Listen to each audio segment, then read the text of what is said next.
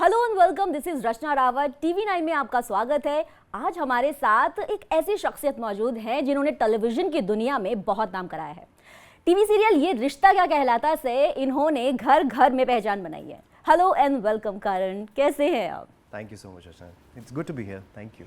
और आजकल आप बहुत ज़्यादा चर्चाओं में हैं और इस वक्त आपका एक बहुत ही खूबसूरत गाना भी आ रहा है, तो आप बताएं हमें इसके बारे में।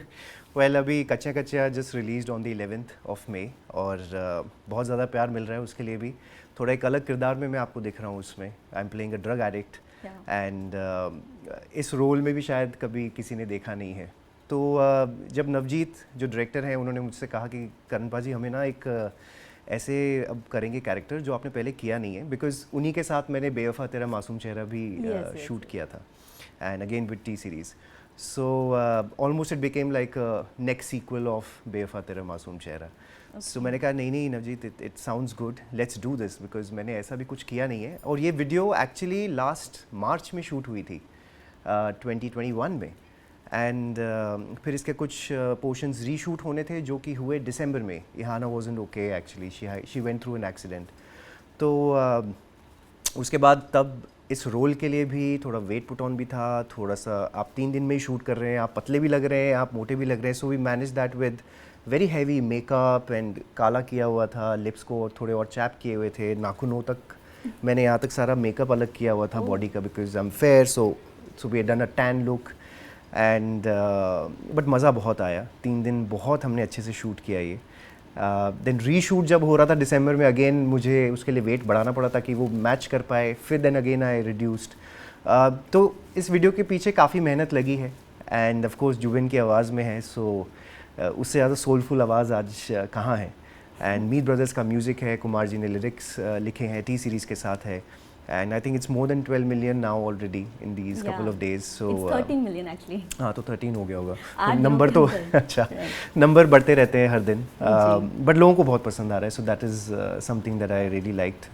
And they said कि your acting and the way you have done the video बहुत अलग है। So that is good. क्योंकि आपने टेलीविज़न ज़्यादा किया है, क्योंकि आपने एक टीवी सीरियल ये रिश्ता क्या कहलाता है काफ़ी समय तक आप इसको फेस करते रहे हैं, और अचानक से आपने म्यूज़िक करने का आपका मन कैसे बन गया? एक्चुअली मेरा करियर म्यूज़िक वीडियो से ही शुरू हुआ था। तो पहली चीज़ जो मैंने कभी भी की है in acting was actually music video with T series. शायद 2003 की ये बात है। तो I was still in college, last year of college actually मेरा चल ही रहा था एंड तब मुझे एक ऑफ़र आई थी म्यूज़िक वीडियो की, यहीं नोएडा में ही। अच्छा। एंड वहाँ से ये कारवां जो है शुरू हुआ। Then I did about 4-5 music videos. फिर उसके बाद रिश्ता हुआ and then I came back to music videos बहुत सालों बाद। तो मेरे एक दोस्त हैं शाहिद, बहुत फेमस कास्टिंग डायरेक्टर हैं इंडिया के, और उन्होंने कहा कि करण ये वीडियो तो आपको ही करनी है। मैंने कहा यार शाहिद आर यू श्योर? कहते या मतलब मना मत करना। बेवफा तेरा मासूम चेहरा was the first one that I did after so many years. कहते ये म्यूज़िक वीडियो एक अलग लेवल पे ही है एंड तुमसे अच्छा नहीं कर सकता कोई, क्योंकि तुम्हारी लुक भी इसमें बहुत अलग होगी। और मेरी तब मैंने दाढ़ी रखी हुई थी फॉर द पंजाबी शो। तो वो इसके लिए काम आ गई। और एक्चुअली जब मैं पंजाबी शो करने गया तो उन्होंने दाढ़ी कटवा दी। सो आई थिंक वो दाढ़ी मैंने 5-6 महीने जो उगा के रखी थी was for the music video. तो बस फिर हमने वो म्यूज़िक वीडियो की एंड वहाँ से फिर म्यूज़िक वीडियोज़ की जर्नी शुरू हुई। I have already shot for 5 music videos, जिसमें से अबाउट अब 4 तो आ चुकी हैं बाहर, एक और अभी आने वाली हैं and then there are couple of more lined up. So that's what I am doing. तो आपने जिस तरह से बताया कि म्यूज़िक की आपकी जर्नी पहले स्टार्ट हुई थी म्यूज़िक वीडियोस की, तो आप कितने एक्साइटेड थे जब आपको पहला ये वीडियो मिला? कैसे मिला, इसके बारे में हम थोड़ा अपने दर्शकों को बताना चाहेंगे। वेल जब पहली वीडियो मुझे मिली this was quite a surprise, क्योंकि तब फोटोए मैं बांट ही रहा था एंड एक्टिंग में मैंने कभी सोचा नहीं था कि मैं एक्टिंग में जाऊंगा। So I was already wanting to be a model. तभी मैं जब अपने फैशन कॉलेज में था तो हम लोग मॉडलिंग करते थे, रैम्प वॉक्स करते थे and I think I remember my mother pushing me into this mister Noida contest एक आया था तब। तो उसमें मैं गया तो वहाँ से थोड़ा एक्सपीरियंस मिला। फिर मैंने एक पोर्टफोलियो खिंचाया था, तो कुछ पिक्चर्स थी, तो टी सीरीज़ में जाके मैंने बांटी भी थी। तो मुझे एक दिन ऐसे ही कॉल आ गया किसी कोऑर्डिनेटर का शायद, एंड देन उसने ही put me on to a music video director.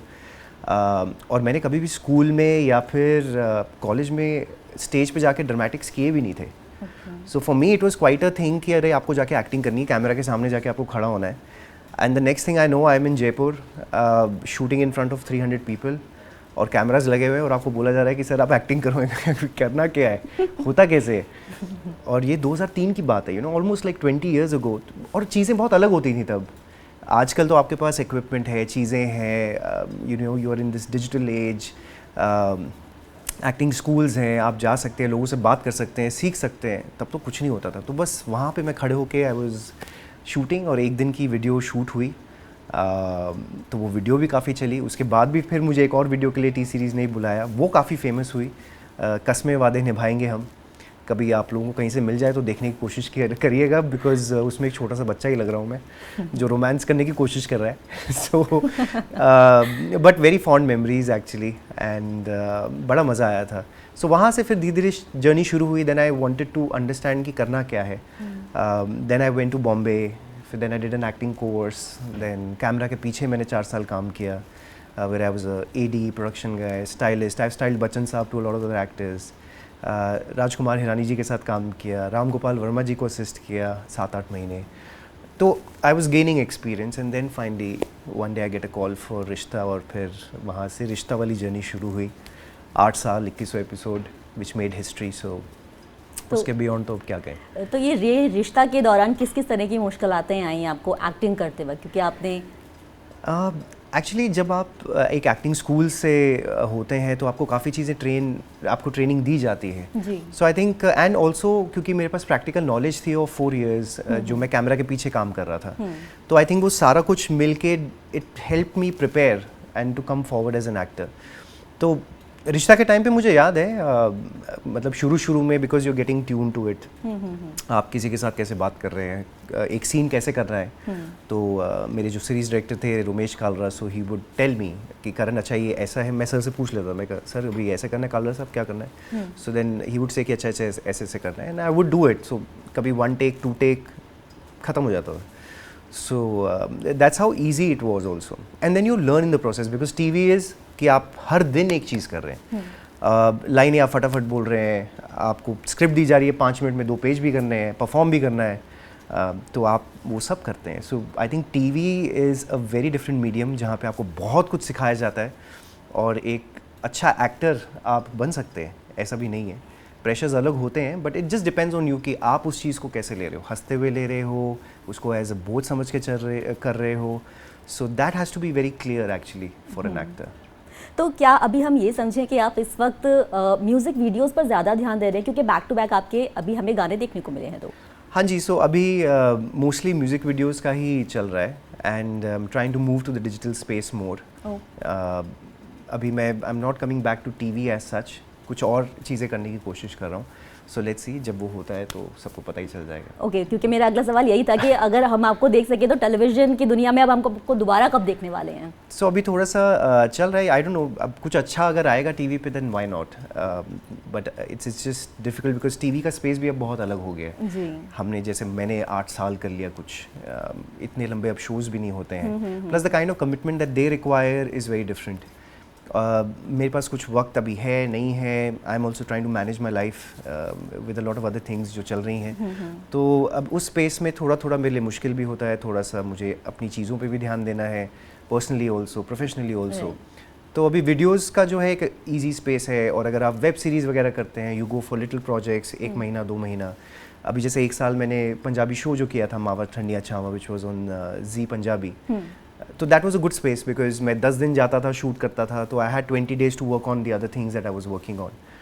तो ऐसा कुछ बैलेंस हो जाए तो वो भी अच्छा है. नहीं तो 25 दिन वही देना और फिर से वही करना इज़ समथिंग जिससे मैं थोड़ा दूर भाग गया था 8 साल बाद. एंड तो I just want to take it little easy also what I am doing. आपने OTT की बात करी, हाँ क्योंकि OTT का कंटेंट आजकल बहुत ज़्यादा चल रहा है. जी. तो हम आपको अब OTT के अंदर ऐसे कौन से प्रोजेक्ट्स हैं जो अब आप करने वाले हैं और हम आपको देख सकते हैं. वेल, बातें चलती रहती हैं बहुत सारी चीज़ों के लिए. इट्स जस्ट दैट कि वो मटीरियलाइज क्या करता है. आजकल थोड़ा सा रिक्वायरमेंट भी यही हो गया है OTT में. सर बोल्ड सीन होने वाले हैं, ये करने वाले हैं, वो करने वाले. मैं कहा यार ज़रूरी थोड़ी ना कि सारे बोल्ड सीन ही होने वाले हैं. So there are things that somebody is comfortable doing, there are things that I am not comfortable doing. So are you comfortable with it? I am not too comfortable with it. मतलब अगर requirement कुछ है, अगर script में है तो समझ में आता है या क्या कर सकते हैं या क्या नहीं करना है। ज़रूरी नहीं है कि यही चीज़ करनी है तो ही वो बिकेगी, बिकॉज हमने भी काम किया ही है, काफ़ी लोगों ने काम किया ही है। आज भी एक्टर्स हैं जो पुराने हैं या नए भी हैं जो नहीं कर रहे हैं। सो अगर स्क्रिप्ट की देखिए रिक्वायरमेंट होती है then somebody can think about it, but if it is not required then क्यों ज़बरदस्ती करनी भी। प्लस आपको स्क्रिप्ट अच्छी लगनी चाहिए, is what as an actor I would try and relate to, and I want to do good content actually. तो अब वही चीज़ मैं म्यूज़िक वीडियोज़ में कर रहा हूँ। अगर आप देखिए तो कहीं पे अगर बेवफा में I was playing a Muslim boy, different look. मुलाकातें में मैं एक गुंडे का रोल प्ले कर रहा था। Then Ghungroo was a very different video, was playing a very mature guy. And then ये जो कच्चे कच्चे हैं इसमें तो आपने अलग किरदार में ही देख लिया, drug addict. Another one that is coming out, तो उसमें मूछ है तो उसमें भी एक अलग रोमांटिक लग रहा है। तो next series of things that I want to do are also very different, कि हर आप वीडियो में भी एक किरदार लगे। Okay, so that is the thought. Okay. अच्छा, जिस तरीके से हम देखते हैं कि ये परंपरा ही बनी रही है कि जो इंसान जो एक्टर इस तरीके से टीवी सीरियल्स में काम करता है वो उसके बाद उसका जो नेक्स्ट गोल होता है वो होता है बॉलीवुड। सो क्या कभी आपने भी ऐसा सोचा था कि बॉलीवुड में भी मैं कभी जाऊंगा या कोई अच्छा ऑफर मिल जाए? सो या why not? To be very honest, मैं भी जब दिल्ली से गया था बॉम्बे तो मेरा आइडिया यही था कि मैं बॉलीवुड एक्टर ही बनूंगा।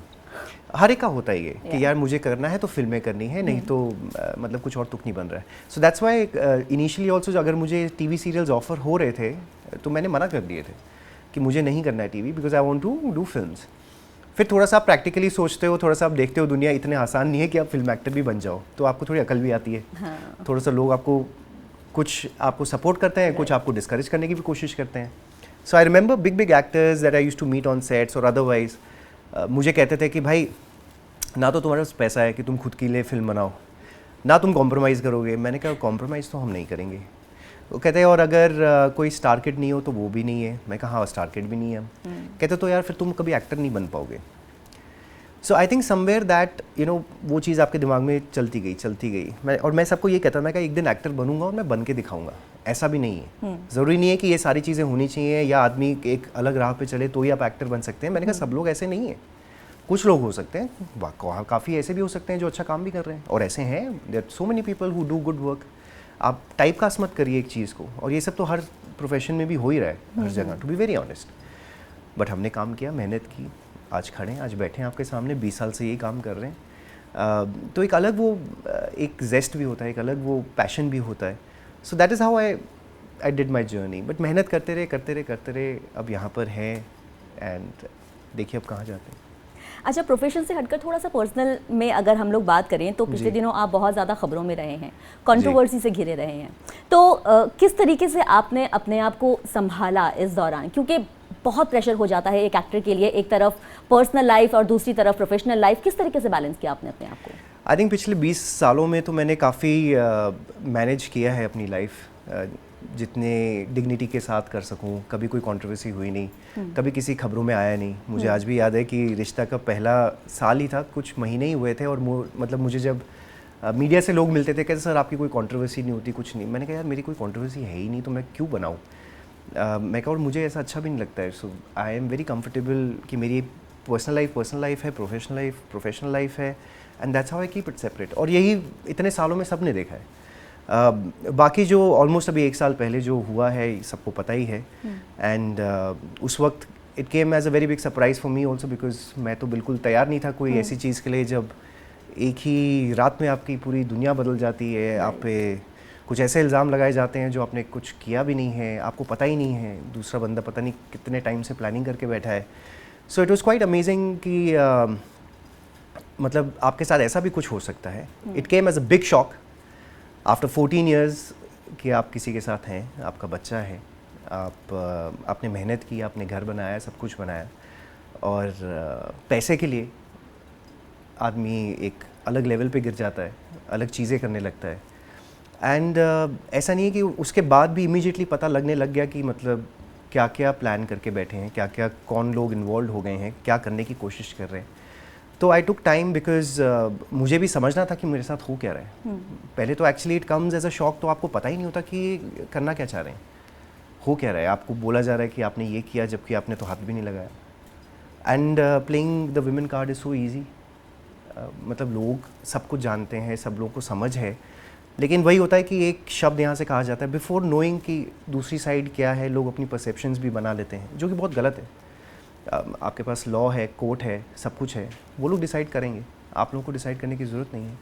एक पर्सनल स्पेस है, एक बच्चा इन्वॉल्व है, फैमिलीज इन्वॉल्व हैं, तो ये सब चीज़ें फिर धीरे धीरे आती गई, बाहर आती गई। जो इंटेंशंस थे वो बहुत क्लियरली आपको पता लगने शुरू हो गए, दुनिया को पता लगने शुरू हो गई।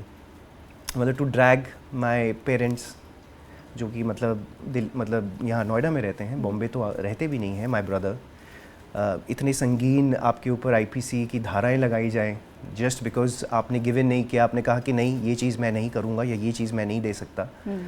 तो unnatural sex 377 put on my father mother, मतलब एक लेडी ने अननेचुरल सेक्स कैसे किया उनके साथ, ब्रदर, मैं, और बहुत सारी चीज़ें लगाई गई हैं ऐसे। बट यही था कि शायद लगा होगा कि गिव इन कर देंगे, जो आजकल ऐसा सोसाइटी में होता है। जब ऐसे एलिगेशन आप पे लगाए जाते हैं, आप इमीडिएटली, क्योंकि सब लोग को अपनी इज्जत प्यारी होती है, या फिर आप मिडिल क्लास फैमिली से हैं, हम लोग भी हैं, तो लोग घबरा के और they give in to the situation कि नहीं हमें सोसाइटी में बदनामी होगी, ये होगा वो होगा, और हमने कुछ किया भी नहीं। तो मैंने बस उस दिन ये निर्णय ले लिया था, उस दिन भी जब ये मेरे साथ हुआ था, the day I got out of the house, that यहाँ से चीज़ें अब अलग हो जाएंगी, और अगर इसने ये गलत किया है तो आई will fight this. And I think वो मे बी उन्होंने सोचा नहीं था कि मैं लड़ूंगा, बट मैं लड़ रहा हूँ। 1 साल हो चुका है, I have not met Kavish, I have not spoken to him, बात तक नहीं हुई है। 5 मिनट के लिए शायद मैं बीच में कभी एक बार मिला था उसको, बस 2 ही चीज़ें उसने कही थी मुझसे, that I love you and I miss you.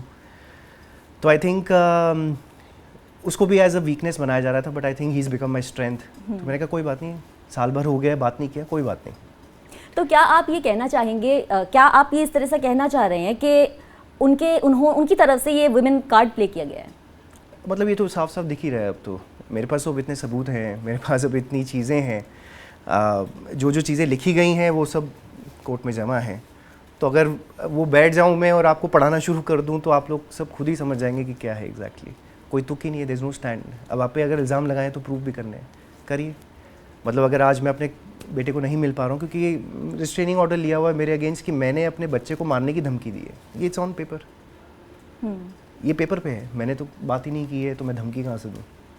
तो कुछ भी कहीं से भी कुछ भी डाला जा रहा है। So you are playing the women card, and बाकी चीज़ें तो ऑलरेडी रिवील हो गई है। मैं इतने महीने तक कुछ बोलता रहा, तो खुद जाके अब जब वो किसी शो में थी तो उन्होंने बोला। हाँ जी, तो कभी आपने नहीं सोचा कि आपको भी इस तरह से फ्रंट पे आकर के बोलना चाहिए, क्योंकि उन्होंने ऐसा किया? देखिए, अब एक बंदा तो जो बोल रहा है उसने बोलना ही है, अब मैं भी वही चीज़ करने लगूँ, so it is not a public trial तो है नहीं।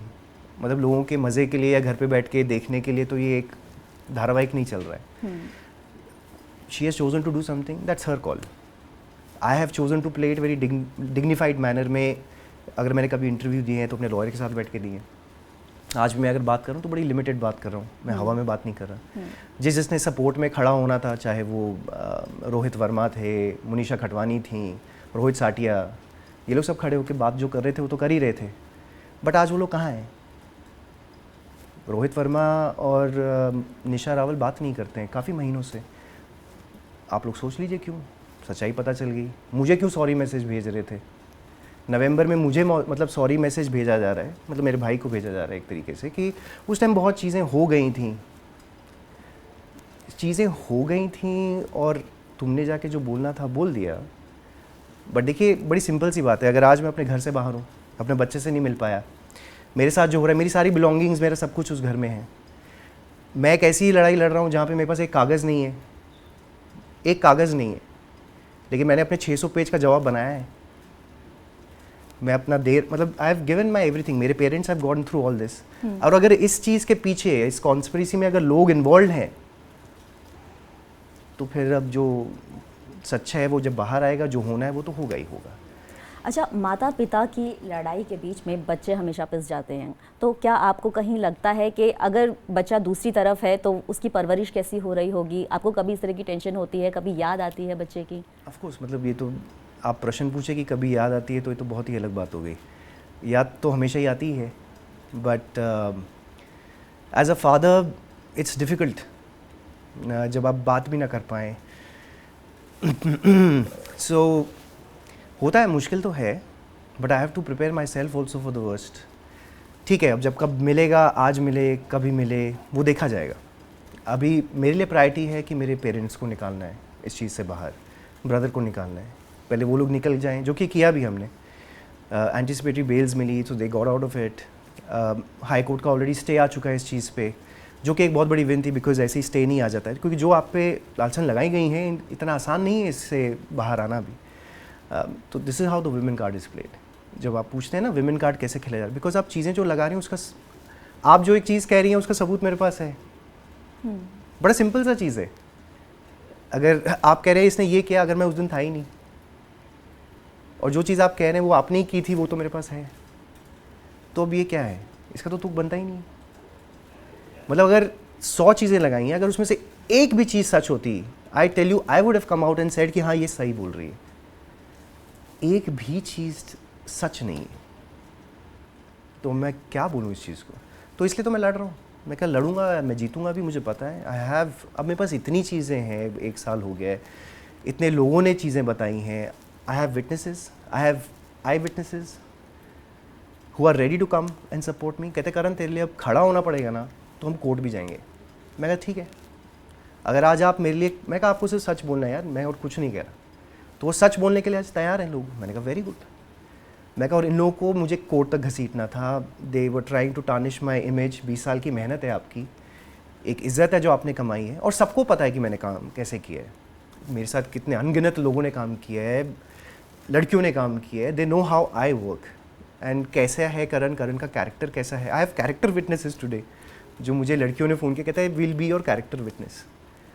मैं कहता तो, और ये और लोगों का प्यार है, और कहीं ना कहीं भगवान है। बाकी तो लोग जो थे वो तो आप समझिए, अगर दोस्त होते हैं, ये होते हैं, वो सब इस चक्कर में पड़ते ही नहीं है ना, सब लोग न्यूट्रल होकर निकल जाते हैं। राइट।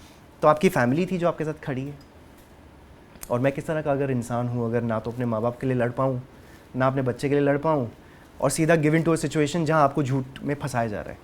तो मैंने कहा मैं तो नहीं फंसूंगा भाई, चाहे कुछ भी हो, मैं तो लड़ूंगा और मैं ये एक्सपोज करूँगा and I will make sure.